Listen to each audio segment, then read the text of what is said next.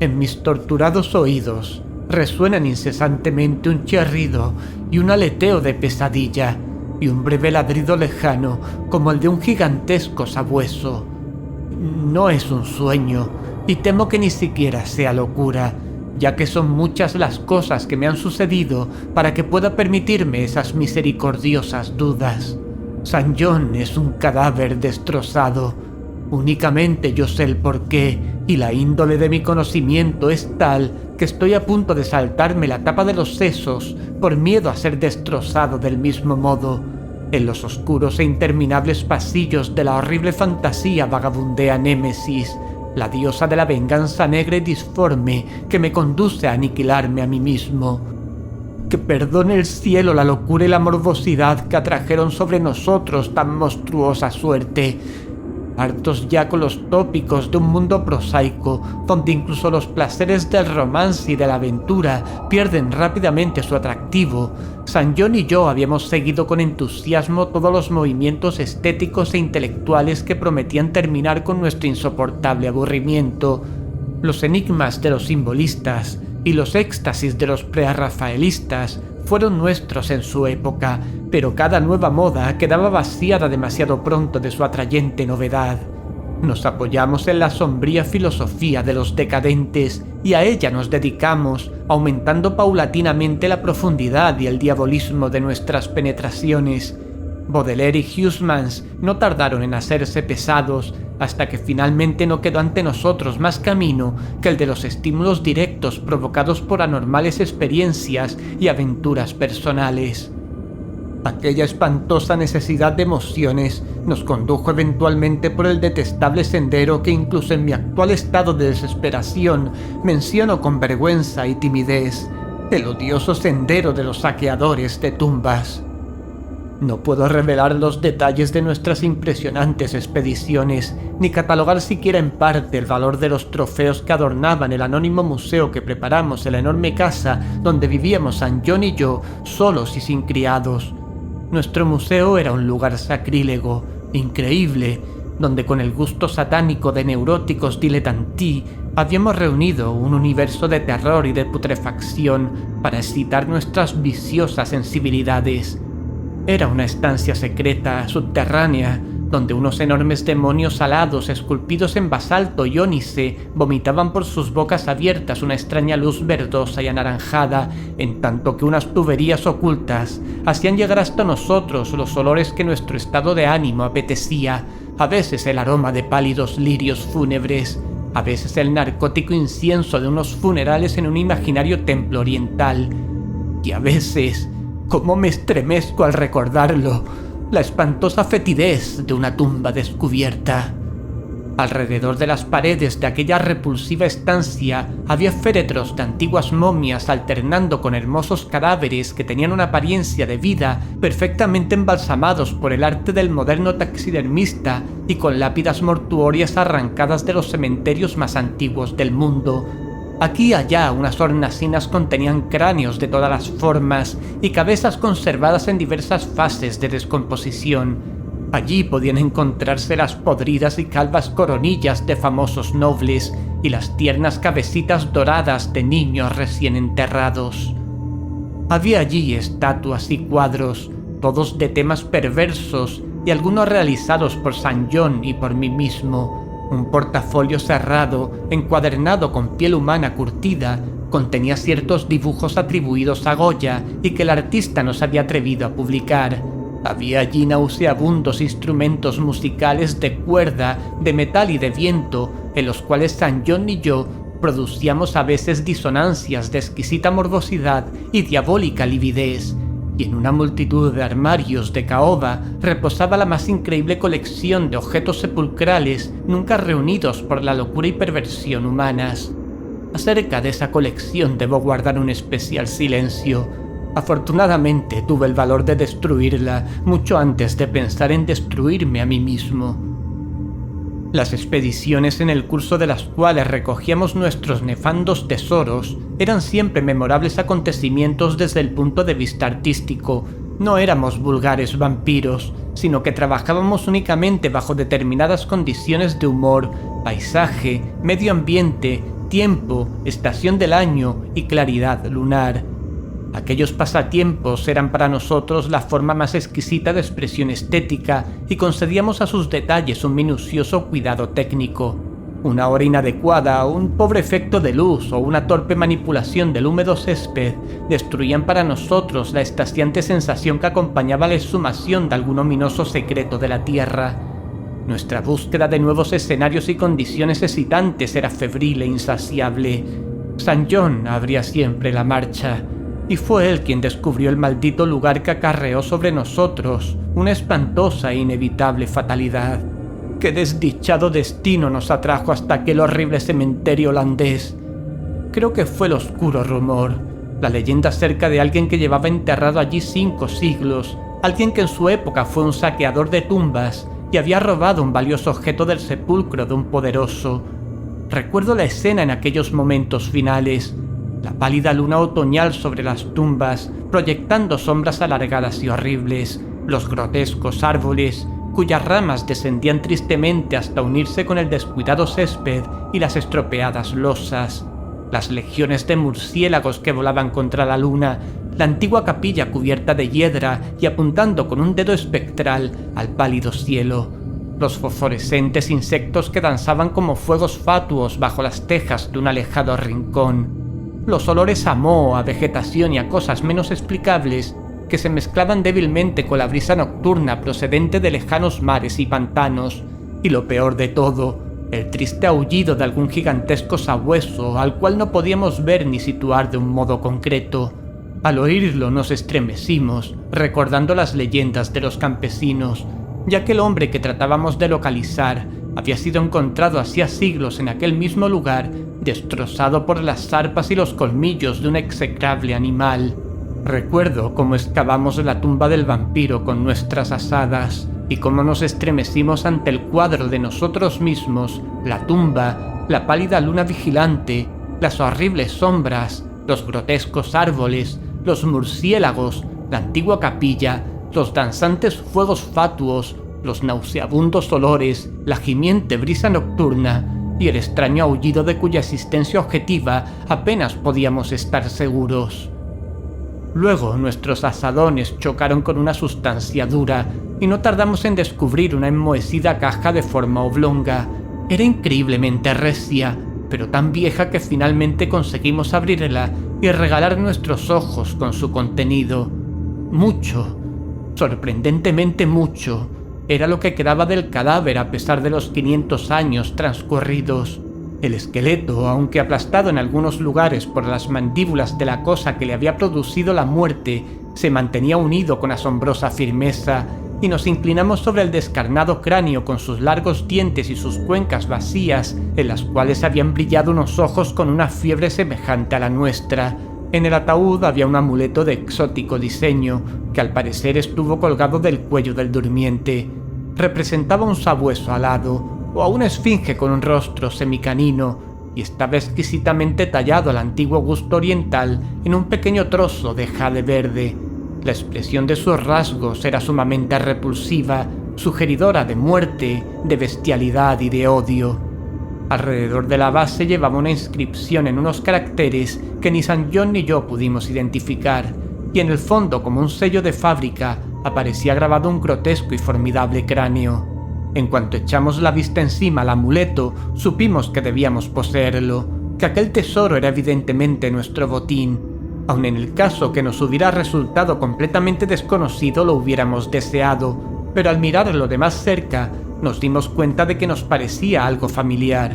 En realidad era ajeno a todo arte y literatura conocida por lectores cuerdos y equilibrados, pero nosotros reconocimos en el amuleto la cosa sugerida en el prohibido Necronomicon del árabe loco Abdul al-Jazarred, el horrible símbolo del culto de los devoradores de cadáveres de la inaccesible Leng en el Asia Central. No nos costó ningún trabajo localizar los siniestros rasgos descritos por el antiguo demonólogo árabe, unos rasgos extraídos de alguna oscura manifestación sobrenatural de las almas de aquellos que fueron vejados y devorados después de muertos. Apoderándonos del objeto de jade verde, dirigimos una última mirada al cavernoso cráneo de su propietario y cerramos la tumba, volviendo a dejarla tal como la habíamos encontrado. Mientras nos marchábamos apresuradamente del horrible lugar, con el amuleto robado en el bolsillo de San John, nos pareció ver que los murciélagos descendían en tropel hacia la tumba que acabábamos de profanar, como si buscaran en ella algún repugnante alimento. Pero la luna de otoño brillaba muy débilmente y no pudimos saberlo a ciencia cierta. Al día siguiente, cuando embarcábamos en un puerto holandés para regresar a nuestro hogar, nos pareció oír el leve y lejano aullido de algún gigantesco sabueso, pero el viento de otoño gemía tristemente y no pudimos saberlo con seguridad. Menos de una semana después de nuestro regreso a Inglaterra, comenzaron a suceder cosas muy extrañas. San John y yo vivíamos como reclusos, sin amigos, solos y en unas cuantas habitaciones de una antigua mansión en una región pantanosa y poco frecuentada, de modo que en nuestra puerta resonaba muy de vez en cuando la llamada de un visitante. Ahora, sin embargo, estábamos preocupados por lo que parecía ser un frecuente roce en medio de la noche, no solo alrededor de las puertas, sino también alrededor de las ventanas, lo mismo en las de la planta baja que las de los pisos superiores. En cierta ocasión imaginamos que un cuerpo voluminoso y opaco oscurecía la ventana de la biblioteca cuando la luna brillaba contra ella, y en otra ocasión creímos oír un aleteo no muy lejos de la casa. Una minuciosa investigación no nos permitió descubrir nada, y empezamos a atribuir aquellos hechos a nuestra imaginación, turbada aún por el leve y lejano aullido que nos pareció haber oído en el cementerio holandés. El amuleto de jade reposaba ahora en una hornacina de nuestro museo, y a veces encendíamos una vela extrañamente aromada delante de él. Leímos mucho en el Necronomicon de Alhazred acerca de sus propiedades y acerca de las relaciones de las almas con los objetos que las simbolizan, y quedamos desasosegados por lo que leímos. Luego llegó el terror. La noche del 24 de septiembre de 1900, oí una llamada en la puerta de mi dormitorio. Creyendo que se trataba de San John, lo invité a entrar, pero solo me respondió una espantosa risotada. En el pasillo no había nadie. Cuando desperté a San John y le conté lo ocurrido, manifestó una absoluta ignorancia del hecho y se mostró tan preocupado como yo. Aquella misma noche, el leve y lejano aullido sobre las soledades pantanosas se convirtió en una espantosa realidad. 4 días más tarde, mientras nos encontrábamos en el museo, oímos un cauteloso arañar en la única puerta que conducía a la escalera secreta de la biblioteca. Nuestra alarma aumentó, ya que además de nuestro temor a lo desconocido, siempre nos había preocupado la posibilidad de que nuestra extraña colección pudiera ser descubierta. Apagando todas las luces, nos acercamos a la puerta y la abrimos bruscamente de par en par. Se produjo una extraña corriente de aire y oímos como si se alejara precipitadamente una rara mezcla de susurros, risitas entre dientes y balbuceos articulados. En aquel momento no tratamos de decidir si estábamos locos, si soñábamos o si nos enfrentábamos con una realidad. De lo único que sí nos dimos cuenta con la más negra de las aprehensiones fue que los balbuceos aparentemente incorpóreos habían sido proferidos en idioma holandés. Después de aquello vivimos en medio de un creciente horror mezclado con cierta fascinación. La mayor parte del tiempo nos ateníamos a la teoría de que estábamos enloqueciendo a causa de nuestra vida de excitaciones anormales, pero en ocasiones nos complacía más dramatizar acerca de nosotros mismos y considerarnos víctimas de alguna misteriosa y aplastante fatalidad. Las manifestaciones extrañas eran ahora demasiado frecuentes para ser contadas.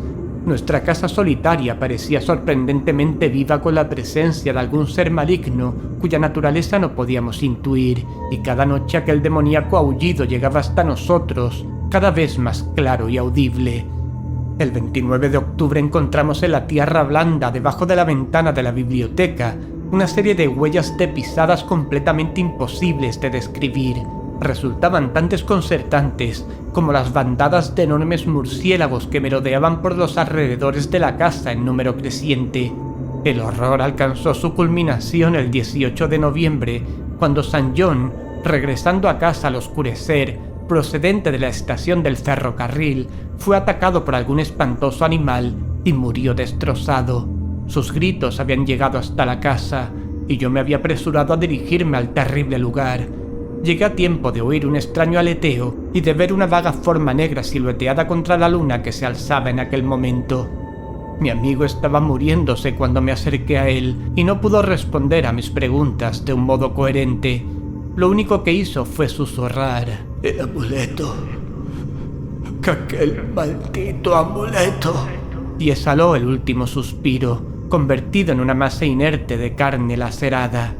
Lo enterré al día siguiente en uno de nuestros descuidados jardines y murmuré sobre su cadáver uno de los extraños ritos que él había amado en vida, y mientras pronunciaba la última frase, oí a lo lejos el débil aullido de algún gigantesco sabueso. La luna estaba alta, pero no me atreví a mirarla, y cuando vi sobre el marjal una ancha y nebulosa sombra que volaba de otero en otero, cerré los ojos y me dejé caer al suelo boca abajo. No sé el tiempo que pasé en aquella posición. Solo recuerdo que me dirigí temblando hacia la casa y me prosterné delante del amuleto de jade verde. Temeroso de vivir solo en la antigua mansión, al día siguiente me marché a Londres llevándome el amuleto después de quemar y enterrar el resto de la impía colección del museo. Pero al cabo de 3 noches oí de nuevo el aullido y antes de una semana comencé a notar unos extraños ojos fijos en mí en cuanto oscurecía. Una noche, mientras paseaba por el malecón Victoria, vi que una sombra negra oscurecía uno de los reflejos de las lámparas en el agua. Sopló un viento más fuerte que la brisa nocturna y en aquel momento supe que lo que había atacado a St. John no tardaría en atacarme a mí. Al día siguiente empaqueté cuidadosamente el amuleto de jade verde y embarqué hacia Holanda. Ignoraba lo que podía ganar devolviendo el objeto a su silencioso y durmiente propietario, pero me sentí obligado a intentarlo todo con tal de desvanecer la amenaza que pesaba sobre mi cabeza. Lo que pudiera ser el sabueso y los motivos para que me hubiera perseguido eran preguntas todavía vagas. Pero yo había oído por primera vez el aullido en aquel antiguo cementerio, y todos los acontecimientos subsiguientes, incluido el moribundo susurro de St. John, habían servido para relacionar la maldición con el robo del amuleto. En consecuencia, me hundí en los abismos de la desesperación cuando en una posada de Rotterdam descubrí que los ladrones me habían despojado de aquel único medio de salvación.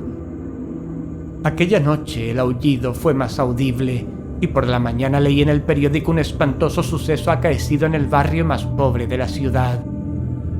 En una miserable vivienda habitada por unos ladrones, toda una familia había sido despedazada por un animal desconocido que no dejó ningún rastro.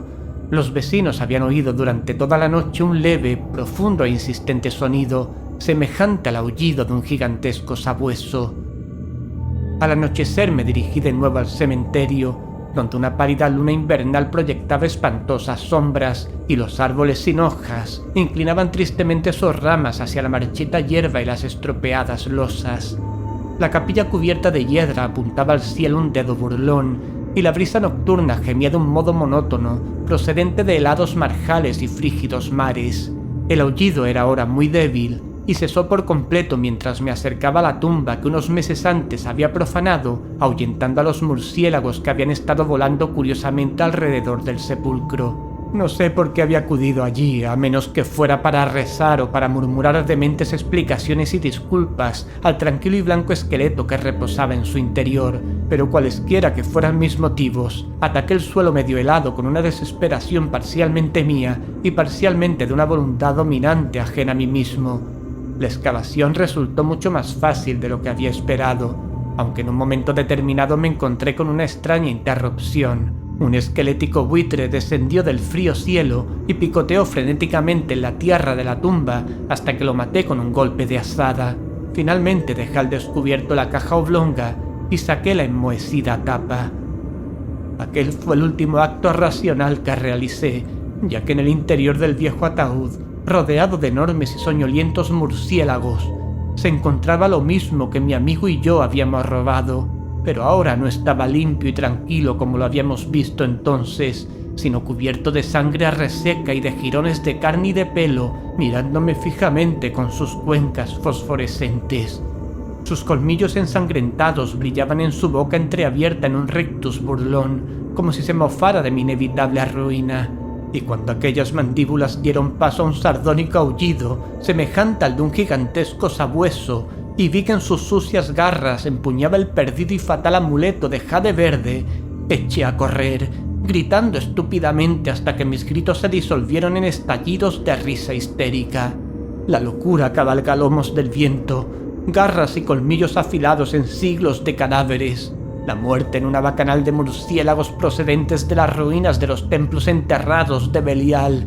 Ahora, a medida que oigo mejor el aullido de la descarnada monstruosidad y el maldito aleteo resuena cada vez más cercano, yo me hundo con mi revólver en el olvido, mi único refugio contra lo desconocido.